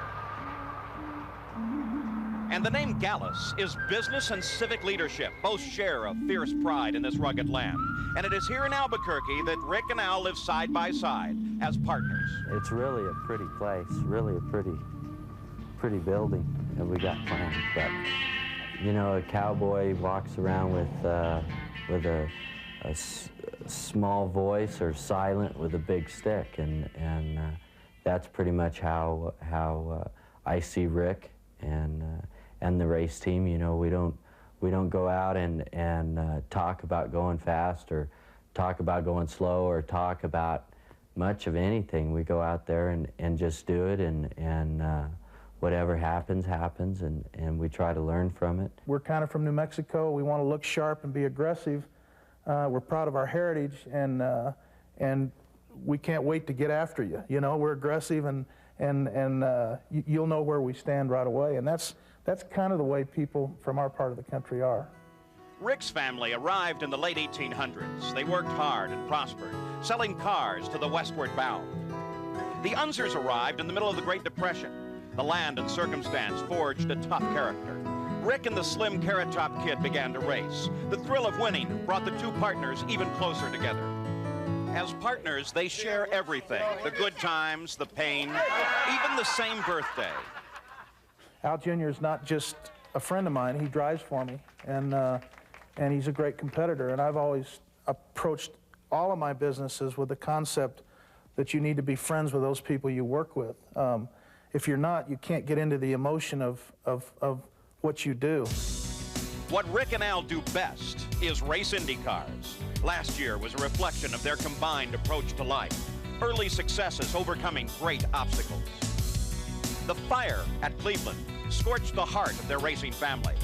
But just like a cowboy after a fall, they slapped the dust of pain and climbed back on the winning trail. They clinched the championship at the moment Al hit the wall at Nazareth. For Rick and Al, it has never been easy. Even their successes are mirrored in symbols of the West, a silver belt buckle inscribed with each victory. But the most important one is missing. 2 years ago, they were just 3 miles away. A drag race on the backside again. Slower traffic moves to the right. Can Fittipaldi get past? Little Al brings it down low. They touch. Little Al into the wall. Fittipaldi continues on. Little Al slams the wall. Away from the roar, they spend time in the tranquility of their homes, searching for the magic of racing wins. Call it an obsession or dedication. For these partners, it is the only way to race, and they love every minute of it. Right now, they more than love being in the lead of the race. Al Unser Jr., car number 1, looking perhaps at 2 in a row here at Denver, but there is a great deal yet to come. We'll be back. We still run under the full course caution here at the Texaco Havoline Grand Prix of Denver. And there is Michael Andretti. You see him at the back of the order as the pace begins to pick up. His job will be to cut through all of those in front of him, come up to the front and do battle with that man, car number 1, Al Unser Jr. Emerson Fittipaldi comes to the line in second. Eddie Cheever is third. And then Michael Andretti as the green flag comes out once again with 56 of the 70 laps complete. Well, you can watch little Al right there at the start. He lost it a little while ago to Michael. He lost that lap. He's dead serious now. At that start, he really got the jump. He's going to take off and try to put some distance on Michael. Forget his insurance policy back again, Paul. The 5-car Emerson Fittipaldi has his closest competitor, Eddie Cheever, just behind him. And if he is to stay in contact with the leader, he has to get around his own teammate, Rick Mears, and Scott Pruitt, who sat just in front of him. Yes, the guys are all vying really hard for position right now, because the starts is where you can gain the most, but it's usually where you have the most problems as far as small accidents go. Cheever is staying right there with Emerson Fittipaldi as Fittipaldi and Cheever come by Pruitt and now have only Rick Mears to handle up if they're going to get back in touch with the leader. And I suspect as soon as Rick sees that it's his teammate behind him, he will be very careful about giving way to that following car. The drivers have all seen each other at close quarters throughout this race and have a good idea what the other strengths and weaknesses are. So they've made book. There it comes. The pass by Emerson Fittipaldi of his teammate Rick Mears. A nice clean pass, as you might expect, between two intelligent teammates. And Mears slides in just ahead of the combatant with Fittipaldi, Eddie Cheever. But Mears did try to give him some racing room as they came through the corner. He comes wide again. And Eddie Cheever really tried to get in there along with Ammo, because he knew right there he got him. Eddie Cheever's got him, but Scott Pruitt really had to get on the brakes for that maneuver as Rick got into the corner just a little slow to let Cheever have the position. Well, as soon as we saw the smoke come off the front tires, we thought, well, there's going to be another wing gone, another front wing. At the same time, over on the inside, Willie T. Ribbs and Scott Pruitt are at it, and they are also, by the way, racing for position. They are racing for 5th place, though a lap down from the leaders of the race, so that is a battle as well. Right now, Scott comes inside of Rick Mears, and that battle breaks off for the moment. So Al Unser Jr. still leads it. We watch Scott Pruitt and Willie T. Ribbs, and Jack has an update. Well, Paul, if it's not bad enough that you got to contend with Willie T. Ribbs, how about having to contend, as Scott Pruitt does, with an overheating engine? During that caution period, the water temperature just began to peg, go right up by the peg. I checked with Steve Horn. He says we need to get as much clean air as possible to make that jet engine last. Jack, you speculated that might be a problem. Yeah, we thought, Jack, that we saw Scott Pruitt earlier zigzagging, trying to get clear air wherever he could, even though it placed him at a disadvantage in terms of where he approached the turns from. So it's obviously a problem they've had for some time. Now, the only thing he can really do to help that right now is, like we see him, he runs off to the side a little bit to get more air in his radiators, and he can short shift, don't turn quite as much RPM with the engine. Scott Pruitt runs up right behind Eddie Cheever, who is in fact the 3rd place car at this moment. Eddie Cheever's brother Ross, by the way, who lives in Japan and races in Formula 3000, is in the pits watching Eddie today, and I think hoping that maybe he will see a ride in the Indy cars very shortly. At the top of the order, it is still Al Unser Jr., then Fittipaldi, then Cheever, then Michael Andretti is now trying to work his way up through this field. Well, Michael's having a lot of traffic to go through, and he's having a hard time with it. You know, the racetrack is slippery. The tires have been abused very hard. It's just hard to pass these cars that fast. Yeah, but look how far he's come, as Michael is now right up behind Rick Mears and already passed some of, well, a good number of cars, because he started in the back of the order. So Michael Andretti, perhaps the fastest car on the circuit at this moment. Interesting, as we saw Rick Mears deferring to another driver. It's funny how very different the races are one to another in this kart series. Only a couple of weeks ago, we saw Rick Mears just dominating the race at Michigan, the big 500-mile race on the big bank track. Now, of course, very different kind of competition. And in order to win the championship, the kart championship, you must truly be versatile. Michael Andretti driving for all he's worth now as he works his way up through the field. Gary Gerald, you have an update. Well, Paul, one of the reasons Michael might be making that progress through the traffic, he darted in just before the green came out, got a half turn on the right front wing, trying to affect the handling characteristics of the car. Apparently, it's responded well for this stretch run. Remember, just minutes ago, he was a lap down, and they were just biding time trying to collect points. Now they think they've got a shot to possibly still get up and challenge. Eddie Cheever just turned in a blistering lap at 92.9 miles an hour, a full mile an hour faster than anyone else at the top of the racing order here. So there is Cheever as he's flying. Just behind him is Pruitt, and just behind him is Michael Andretti as Michael comes up to challenge Scott Pruitt. And now Michael Andretti is in direct contact with 3rd place all the way from the back. He is now just behind Cheever and carving his way up. Now let's always keep in mind yellow flags, any yellow flag, even though Michael's on the same lap, he's just about to pass. He's just about to pass Cheever there. He made contact again. Michael, driving for all he's worth, comes right up and taps at the back of Eddie Cheever's car. Well, we know Michael still has a chance to win this race. It's just totally possible. He just can't drive any harder. It's typically the same way he's driven all year. And he's really chasing it hard. And the point is, if you think he's being too aggressive, hey, wait a minute, take a couple of laps to get by Cheever. He can't afford to do that if what he's thinking is win. He's got to get by Cheever now, and that's why he gambled as much as he did. But Sam, you can't say Eddie Cheever's giving it up. Boy, look at that, Eddie. I've never seen Eddie Cheever drive this hard since he's been in kart racing. Eddie Cheever definitely can hustle a car, is doing so now, as both of them are traveling incredibly fast around this circuit. Michael closes in, Eddie Cheever protects the line, and remember, this is a point in the race on a very hot day in Denver in which their brakes are definitely fading. Their tires aren't as good as they can, so anything that they do when they run close like this has a very certain element of danger. Of course, Michael no longer has the element of surprise. He's trying him down there on the inside. They come in, they lock together, they almost had. That was incredible. Great driving by both totally men. locked up there. Yeah. Both totally locked. Remind you of going to a Saturday night midget race. The guys are running these race cars, these Indy cars, I think harder than we've ever seen on a street court.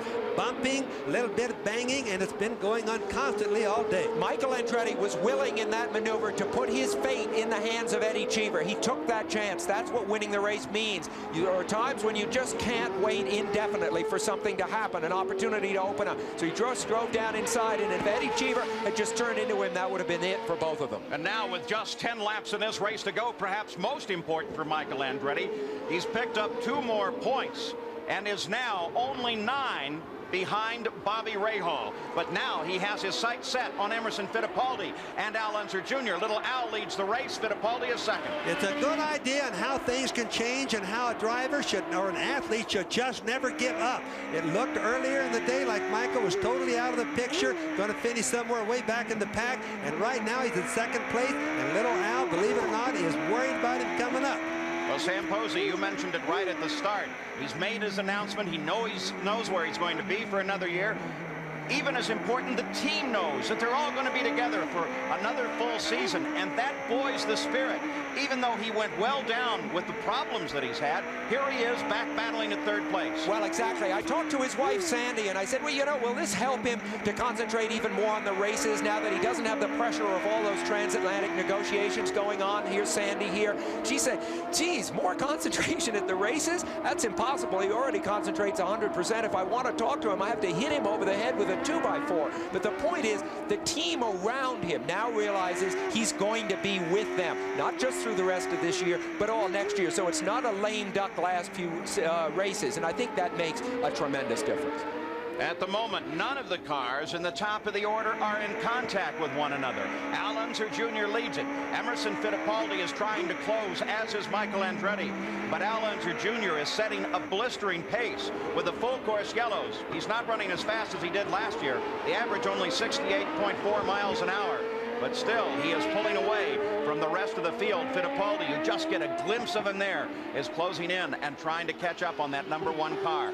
Al Unser Jr., well, he's looking at a very possible 2 races in a row, winning the only 2 races ever held here in the downtown of Denver, Colorado. Let's go back. This is when Michael Andretti was closing on Eddie Cheever. Well, that was the target just in front of him. He's very lucky that he didn't suffer suspension misalignment there. Well, that both of them were able to keep the thing under control. Yeah. You wonder sometimes how many times they can do that. Look at him locked up his brakes, totally going in. You can even see as the tire gathered up the other rubber from the racetrack. And look at how quickly he counterattacked, too. He did not let that contact put him off. Just half a lap later, he made the move that carried him through. Michael Andretti, perhaps by driving the finest drive of his life, in third place, trying to catch Emerson Fittipaldi. The leader of the race is Al Unser Jr. It's been a long, hot afternoon here in Denver, but this race is most definitely not over yet, with those first 4 cars still battling with one another. We'll be right back.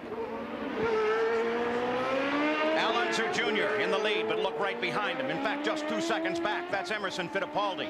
And Fittipaldi has turned the last couple of laps just a tiny bit faster than Al Unser Jr., though that last lap turned in by both at 88.6 miles an hour. But Little Al is very definitely aware that Fittipaldi is there. Don't forget, coming up next, there's more speed and endurance on the roadways in Watkins Glen, New York, as the world's finest auto racing legends come together for the final round of the International Race of Champions. That's the round that, of course, determines the overall champion. Al Unser Jr. leads, Fittipaldi second, Michael Andretti trying to make up. But at the moment, it's a most difficult job. He is well back in the order. But Fittipaldi is the factor at the moment as he tries to catch. Though on the last lap, he fell off about 0.6 of a second from Little Al. This is Tony Bettenhausen with a really brilliant run here today, doing a nice job. Runs in 10th place. Let me run through the top of the order as we watch Tony for you. Al Unser Jr., Fittipaldi, Michael, that's a given. Eddie Cheever. They are all on the same lap. One lap down is Scott Pruitt and Willie Ribbs. Then John Andretti.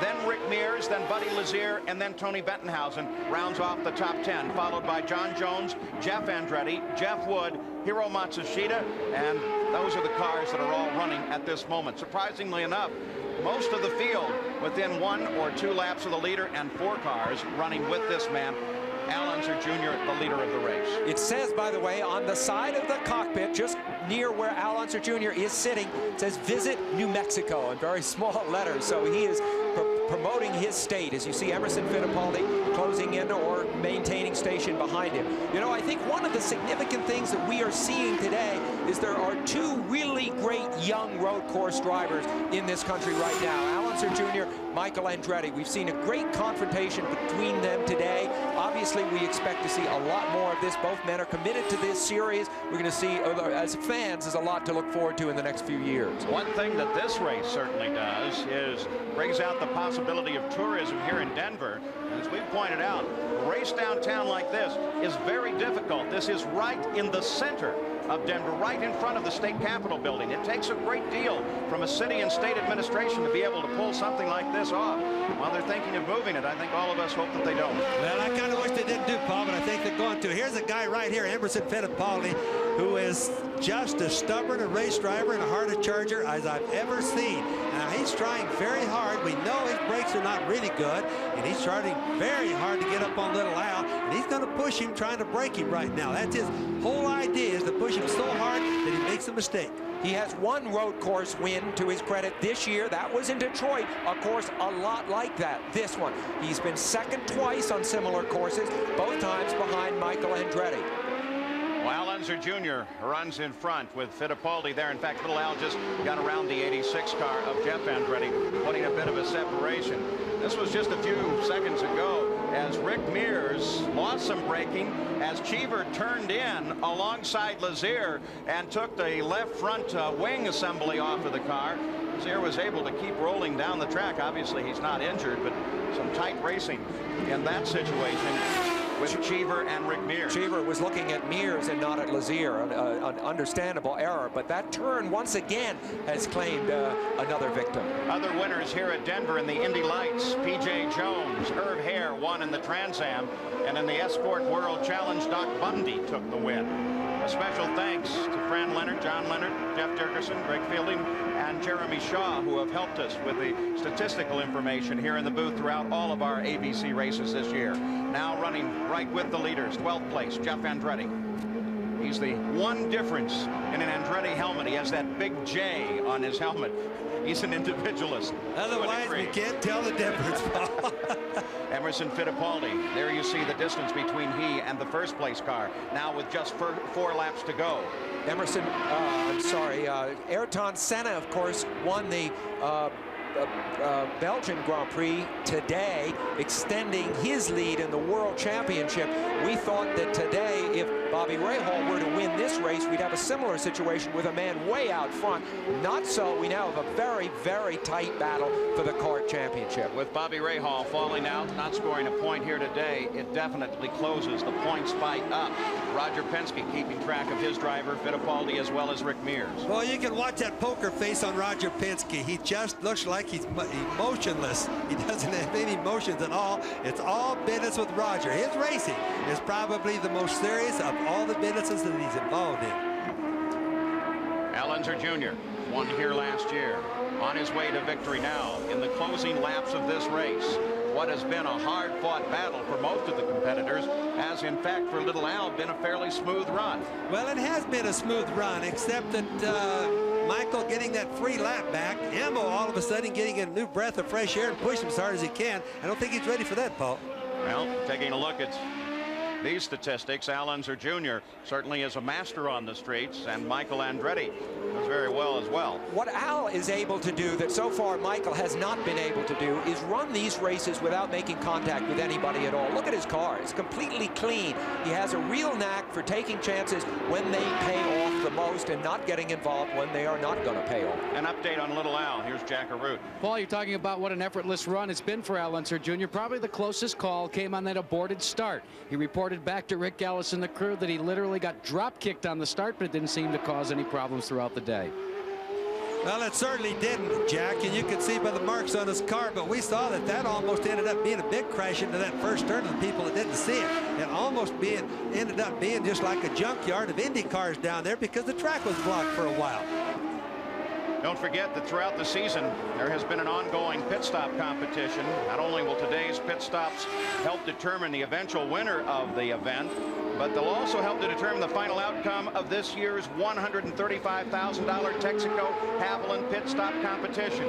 And assuming that in the next 2 laps no one makes a stop, which is certainly not likely, Rick Mears will have scored 102 points and picked up $46,000 for the team. Al Unser Jr.'s team in second with 57 points and $33,000. And Michael Andretti's team with 56 points will pick up $24,500. That's the Texaco Havoline pit stop contest, which is final as the checkered flag comes out. Al Unser Jr. driving, picking up a point for driving the most and leading the most laps here in this race, and looking for 20 points as the winner. Sometimes you can see the driver's emotions mirrored in the way his wife looks in the timing stand. And as we looked at Shelley Unser a moment ago, she was actually laughing. I think circumstances like this have become so familiar in that family. You think of the big lead, very similar situation that we had earlier this year at Long Beach. I think there's a lot of feeling that once Little Al gets out ahead, he is able to do what it takes to stay ahead. Even so, you see how close behind him right now Emerson Fittipaldi is. Emerson Fittipaldi comes around Matsushita. By the way, that's the pronunciation that now Hero himself has asked all the announcers to use. We know it's not the same pronunciation that the family uses or he uses in Japan, but it's what he wants. Let's go to Gary Gerald. Quick update on Emerson Fittipaldi, Paul. The brake temperatures from the telemetry that they have in the pits here indicate that those temperatures continue to rise in the late stages. Emerson has been doing a remarkable job, they feel, stalking Little Al as he has in these final laps, but the temperatures keep going up, and that means the effectiveness of those brakes has to keep going away. And we got a good example of that as Emerson smoked the tires, even as you were talking, Gary. It just shows, Paul, that no matter what, if Emo had to try to pass Little Al right now, he'd have to do it under braking, and he just doesn't have enough rear brakes to do it. He can keep up with Little Al, but he can't seem to do it with the braking. Which means, of course, that he would have a very hard time overtaking him. Tactically, he's in a very weak position. White flag has been given to Little Al. Fittipaldi trying to close in. He's closed down considerably in the last 2 laps. He was back 2.9 seconds behind. Now he is just 2 seconds last time they came across the line. And Fittipaldi is most definitely closing in. He never quits. He's just like a bulldog. He's about one of the hardest chargers that we have in racing today. The hardest chargers, and he just won't quit. He won't quit until he goes across the finish line, wherever he is. And one of the finest gentlemen in the sport, hoping to open an IndyCar circuit down in his home country of Brazil in the next couple of years. You know, physically, Paul, he's probably in the best shape of any of the drivers here. He works out almost every day.